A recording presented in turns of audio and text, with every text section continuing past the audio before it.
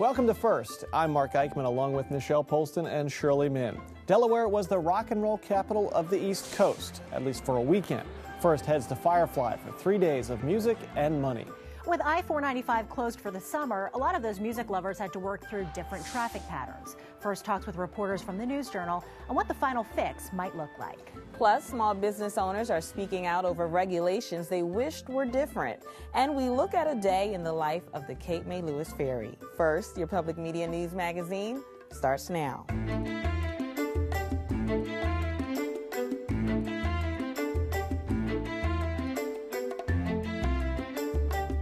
Delaware is now a music destination. That's what people who were at the 3rd annual Firefly Festival told us last weekend. Now that the festival is in the history books, organizers are already looking ahead to next year's event. Early bird tickets already on sale, and planners are looking for ways to make the program even bigger. This week's First Look examines how this event has become so big so quickly and what that means to the First State.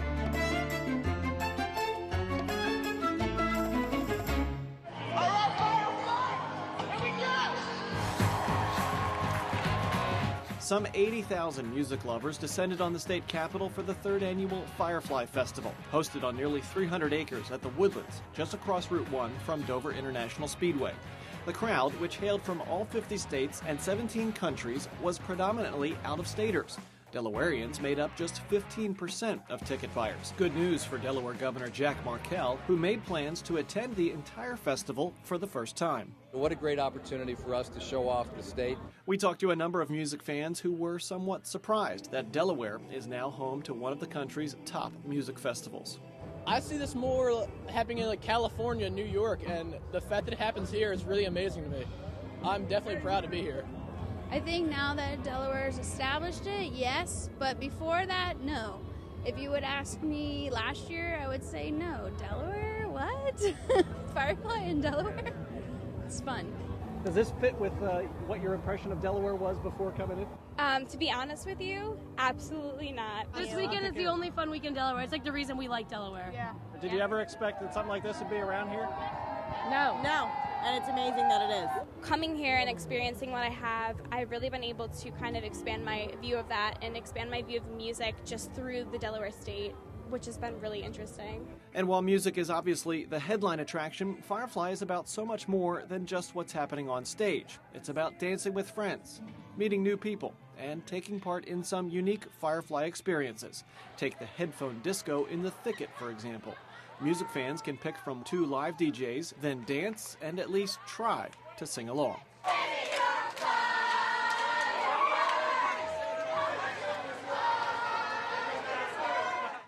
Had enough dancing? There was a bit of an opportunity for rest at the Hammock Hangout. And there's always the way the Woodlands come to life at night. One of the great things about the Woodlands is just there's an undeniable magic back here. To be honest, this year wasn't for the music. It's the way they decorate and just the feel of everything outside of the music that brought me in. Having that experience with everyone else is really, really cool. Just hearing everyone else sing the songs and seeing everyone else close their eyes and experience that beat and that music is really something different. I love it. I think the campgrounds are aesthetically pleasing, the crowd is good, the food's good, the music, what we're here for, the music's amazing. The massive crowd was well behaved for the most part, and although they certainly kicked up plenty of dust on the festival grounds, the rain stayed away, keeping that dust from turning to mud. Part of that dust was created when trees were removed to expand the festival grounds to make way for more than 15,000 extra people that attended this year compared to last year. The site had to get bigger. We maxed out how many people we could fit in the main stage field. We also analyzed how much square feet every person has to themselves in the festival. And we said, we're not going to go below the number we had last year. So if we're getting bigger, the site's getting bigger. And you see that in the main stage field. Shall we go again, Firefly?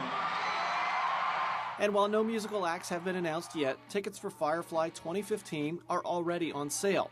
And although organizers won't talk about their expectations for attendance next year, there is room to grow at the Woodlands. The festival currently occupies about 300 acres of the Speedway's 700 to 1,000 acres of property. And with 3 successful events in the books, there is optimism that 80,000 is not the maximum for festival attendance. We want every individual to have a great experience, and and really a series of 80,000 individual experiences is what makes this successful, not a blob of 80,000 people moving, swaying back and forth. So as we grow, we'll keep that in mind, and I think there's room to grow, and certainly in terms of demand, and all those things make us feel really confident that we can be here to stay, hopefully for many, many more years, definitely for next year. This is my first Firefly experience, and I will definitely try to come back again. I'm super stoked about this. I'll most likely be here next year. This is amazing. I love it. Definitely coming back next year. Those repeat attenders, of course, are music to the ears of festival organizers. And with 3 successful events now in the books, Red Frog Events, which puts on the festival, is confident that Firefly now stands on its own among the nation's premier music events, alongside California's Coachella and Tennessee's Bonnaroo. So, Mark, 80,000 people were there. Do you think it can get any bigger? Well, it was a really big crowd, and there is plenty of room for expansion there on the grounds at the Woodlands. Now, for every individual attending the festival, organizers plan 29 square feet of open space. So it's not clear what the demand for tickets will be next year, but with the massive growth in attendance in just 3 years, Firefly 2015 could be the biggest yet. And I understand traffic problems were eliminated? Yeah, for the most part. Opening the campgrounds on Wednesday night and adding a few musical acts on Thursday really helped kind of spread out the arrival and load-in process. Red Frog says while there were some delays early Thursday, there was a much lower impact on the community in Dover, and they believe next year will be even smoother.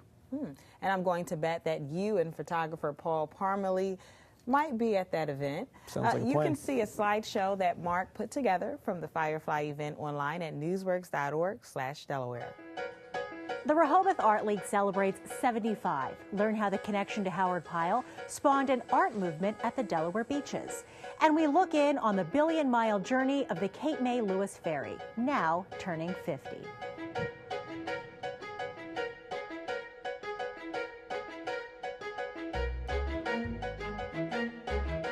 One of the more bizarre stories to happen in Delaware over at least the last 4 years is the tilting and closing of the I-495 bridge over the Christina River in Wilmington. This story is a lot of moving parts, pun intended, and we thought that we could revisit some of the issues connected with this story through the work of News Journal reporters Melissa Nam-Burke and Jeff Montgomery. They write for the paper as well as DelawareOnline.com. Glad to have both of you here on our set. Thanks for having us. I want to get into the timeline of events in a minute, but I first want to get your reaction to seeing the 18-inch gap between the two sides during a recent tour of the bridge. Melissa, we'll start with you. It's definitely something that you would think drivers would notice, and apparently, a few citizens did. They contacted us afterward and said this was something, in some cases, that they had actually called 911 or 411 and tried to reach out and see if there was something amiss, because it was pretty drastic. We posted the video on our website, newsworks.org/Delaware, and if you look at it, you can't believe, because it's tilted like this, that at one point that they were parallel.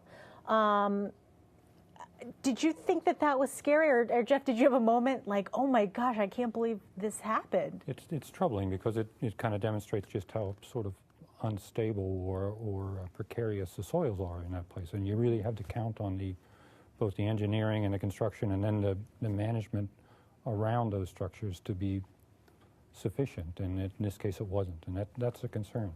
The question that DelDOT hasn't answered is what they knew and when they knew it. So what do we know right now? We know that around April 15th, there was a call placed by a citizen who traveled the highway each day. He tried to call 411 when he went over it, and he was noticing the same thing you were mentioning, the unevenness in the bridge deck. And then a few days before the bridge closure, an engineer from Duffield Associates, who Jeff spoke with, do you want to? We know that the response was insufficient, maybe, that it wasn't quick enough, that the questions weren't asked enough. There was an engineer who was working on that road who dropped in and just noticed it. He's a geotechnical engineer, and he took some pictures, he sent emails, he sent photos to DelDOT on a Friday, and it wasn't until Monday that you actually got a response, and that's a concern. So you think at DelDOT things just maybe got lost in the mail system, or things weren't communicated, or maybe someone just said, hey, whatever, I don't want to deal with this, it's the weekend, and we'll wait till Monday? They've said that they didn't believe it was it's an emergency situation. Is the way they said the way that we haven't seen those emails or those photos that came in from the engineer yet. We're still waiting for DelDOT to release those, but the way that Secretary Bott has described it is that there was not. It didn't seem to be. We got to get out there. We got to get everybody out there immediately to check out what's wrong. They thought it could wait till Monday. And Jeff, you've covered DelDOT for a while with the paper, and Secretary Bott seems to be pretty forthcoming and wants to be transparent. Is that your take of him as well? He's very open. He does try to answer promptly and fully, but he's been dealt a number of real complicated problems from the moment he got there. Federal officials going back to the Christina River Bridge have blamed this 55,000-ton dirt pile for ultimately setting into motion the tilting of these support columns.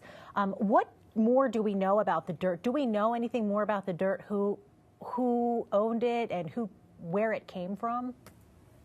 We don't know exactly where it came from. We know who accumulated it there. It's a company called Keogh Contracting, which is owned by Jim Thomas Jr. of Wilmington. And so far, there's not been much explanation of where the dirt, that much dirt likely did come from several projects, but it's unclear as to when it started to pile up there, how long it was there. When do you think we might know or have anyone take accountability for that stockpile? It won't be long before somebody says, and they already have, that yes, it's mine. Accountability for making the bridge break or for damaging the bridge, that's going to take some time. We're hearing, and we've reported, that repairs are going to take all summer to fix the bridge. Seems like a massive job. Have either of you seen any of the progress since that tour, for example? Mm-hmm. Yeah, they're actively out there digging, drilling holes to, form the base of the new foundation for the bridge.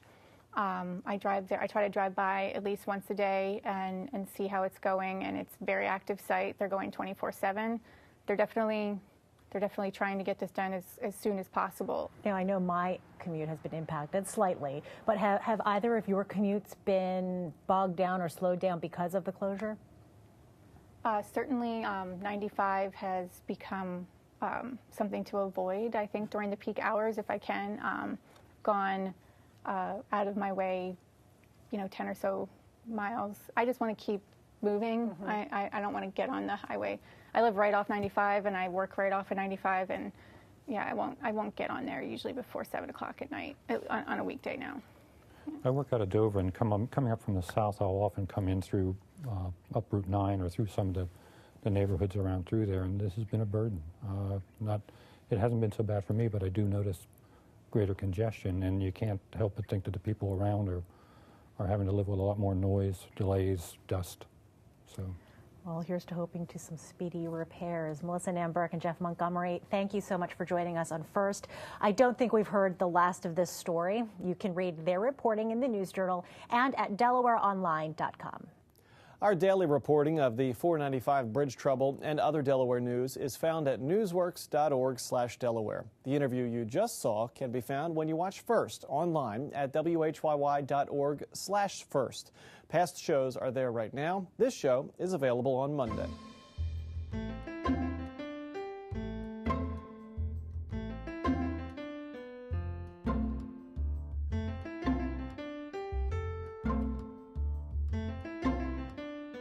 This time last year, small businesses saw major relief when it came to state regulations. But the fight continues as many are still seeking relief at the federal level. Depending on the industry, regulations can get really complicated. However, there are some rallying on their behalf to make business easier.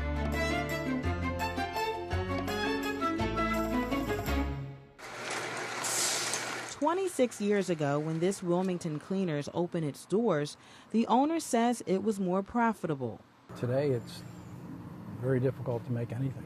Delaware small businesses like Harry Amy's are calling for regulation relief. Depending on the industry, some businesses are being hampered by federal regulations and more. OSHA regulations and the continuing increase in Delaware regulations, the tax on workers' comp, and it's just becoming overwhelming. While the state may be home to Fortune 500 companies, there are also many small businesses, but they face more challenges to stay afloat, according to local leaders. You'll see a lot of the large corporations have legal staff, human resources departments to implement and deal with a lot of the regulations that come out, but the small business, they don't. It's usually 5 or 10 people in a small business, and they got to do it all. And then when they get hit with this new regulation or an interpretation of a regulation that's a little bit different, it really puts a damper on their business and hurts them.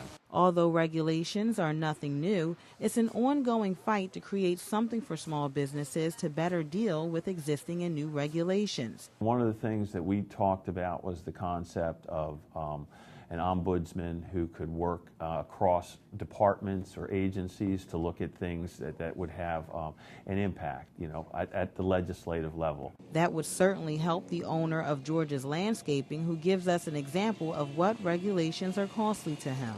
Dumping and pesticides, I can't spray anything without a license. The dumping can go for anywhere from like $35 to $85. In Newark, former legislator Tim Bolden, who now runs plumbing, electrical, as well as heating and air conditioning businesses, believes regulations have made it much more difficult to start a small business. I'm not sure how anybody keeps up with this. What I do know, and there was a study by the Small Business Administration, the Federal Small Business Administration, and they were talking about how much more expensive it is for a small business to manage the regulations than it is for a large business, because it's a fixed cost that you're spreading out over a larger organization. So they say, and I'm not, the cost of regulations on a small business is 36% higher than those of firms with 500 or more employees. We need to work hard to keep businesses here and get small business. You want them to expand. I mean, that's where the jobs come from. Heffron, the president of the Delaware State Chamber of Commerce, who talks with struggling small businesses nearly every day, says the state has made some major changes with outdated regulations, and that makes a difference. Right now, we're bumping along, but it's not where it needs to be. Meanwhile, Amy says no matter how costly regulations are, passing that expense on to customers is not really an option. When you buy supplies and soaps and chemicals and stuff, nothing's going down, everything's going up.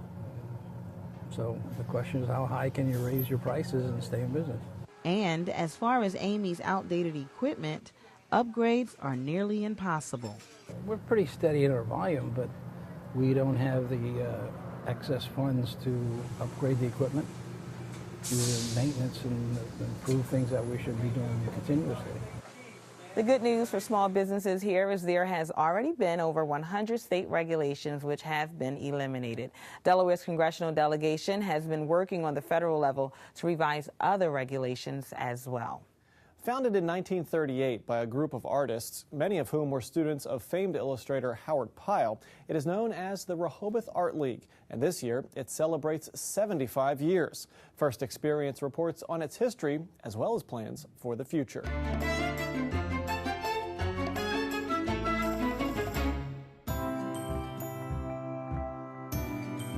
The Rehoboth Art League is a membership arts organization founded 75 years ago to teach, inspire, and preserve the arts here in the region.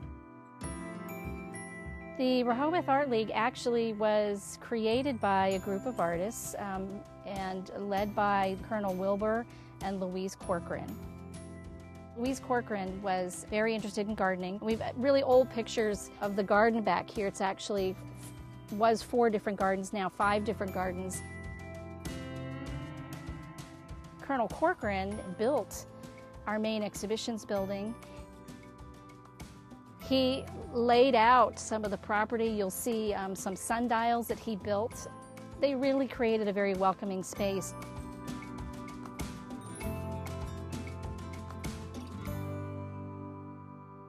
In 1938, the Art League opened its doors. The Art League has served as a place where you could study dance, ballet, writing. It really was a cultural arts center for the region. We have several historic buildings, including the Peter Marsh Homestead, which is on the National Register of Historic Places. We have a wonderful studio building, which was the first for the Art League, called the Painter Studio, which itself is historic, built in 1780. We have these wonderful doors called the Doors of Fame that selected artists and featured guests were invited to sign. Howard Pyle at that point had died, but his wife, Ann Poole Pyle, was here, and many of his students. And so they were at the opening of the Art League, and several of them taught here at the League for many years. Folks come here for a variety of different reasons. We have pottery classes, we have open studios throughout the year. It's a great place to come when you're visiting the beach, and even if it's a rainy day or you just want to have a change of scenery to see some of the art and culture. The preservation and ongoing care of this historic property is very important to us. When you have several buildings that are over 200 years old that are made of wood, there's constant care. We have a building that we fondly call the stables, and we're planning to restore the interior and enclose it and climate control it so it allows us to properly store our historic collection and our archives. We opened up a small little gallery in Rehoboth Beach, which we're calling the Annex, which really came about because of the Lovitts, who had a space that they're offering for sale, and they thought it might be a wonderful way to keep the place active because it's a historic place itself, McQuay's Marketplace. It's been a wonderful way to showcase the Art League in a location that is not here. I hope that people walk away with an appreciation of the art and cultural history that's here. We talk about buildings and gardens, but really the League is about people. It's about the artists, and it's really also about the people who come to appreciate art. Any time of the year, there's something going on here at the Rehoboth Art League, and all are welcome. Another way the Art League celebrated its birthday was to bury a time capsule. The capsule is to be opened at the 100th anniversary of the Rehoboth Art League in 2038. To find out what's going on at the Art League, from classes to exhibitions and beyond, check out their website, RehobothArtLeague.org. Another milestone in Sussex County is the 50th anniversary of the Cape May Lewis Ferry. This weekend, there are events in Cape May on Saturday and Lewis on Sunday. Our WHYY original production on the billion-mile journey of the Cape May Lewis Ferry premiered on Wednesday. There will be 2 more showings on Friday and Sunday. A big part of the program centered on the life around the ferry from August 1st, 2013. Here's a portion of that.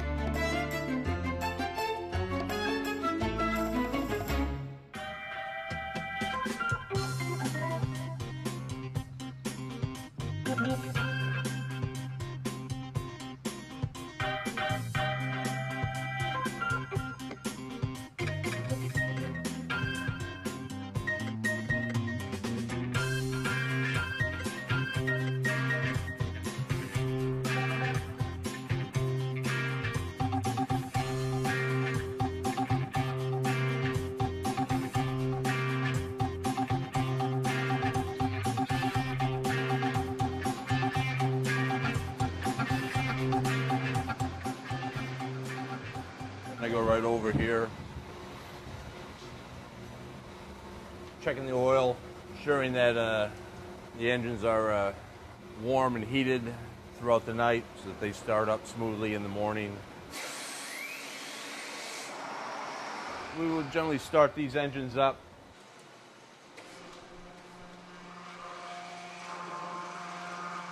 check all of our pressures once the engines are running and operational inside the control booth here, where we have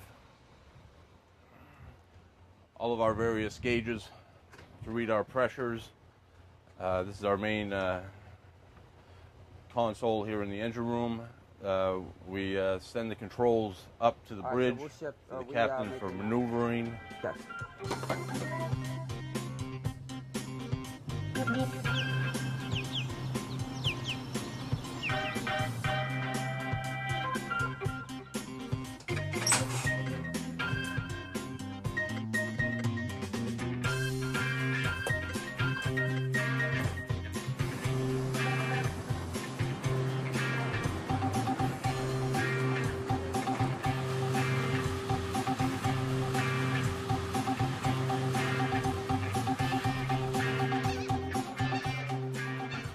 Just one way? Okay.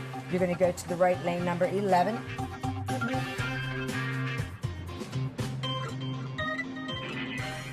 We're going to make 3 round trips. It's going to be a 12-hour day.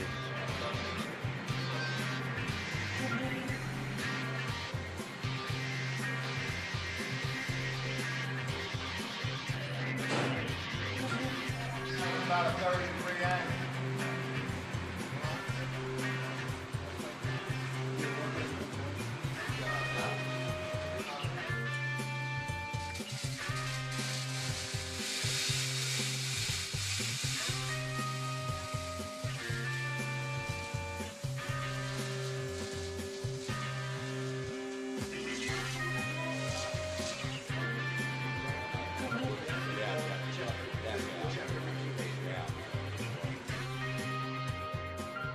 Yes, Captain, this is Travis. Are you ready for the controls? We're ready, thanks. Thank you. Thanks for that. Dock attendant, when you're clear, we can put the ramp up.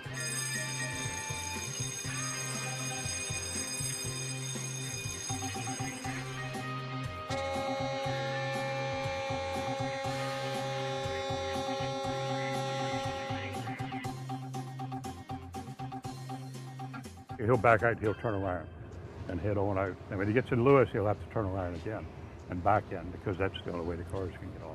Is there a point that everyone knows that this is the point where you're going to turn around? Yes, pretty well, yeah. And what if you miss it? You try it again. I missed it a few times.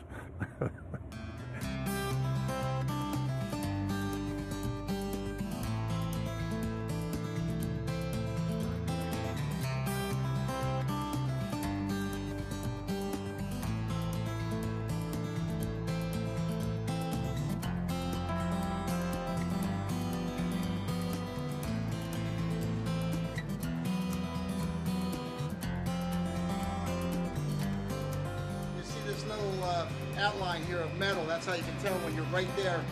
Wait till you get a little closer.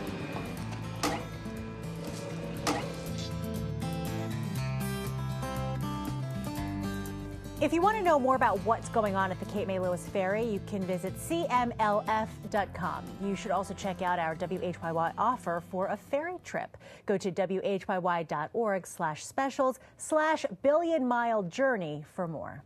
Next week, it's our favorite time of the year. We'll wrap up the legislative session in Dover. We'll also have a conversation with Senator Chris Coons. And Michelle's tongue is planted firmly in her cheek when she calls it our favorite time of year. We will show you how legislators burn the midnight oil on June 30th. That is First for this week. We thank you for watching. For Nichelle Polston and Shirley Min, I'm Mark Eichman. Have a great week.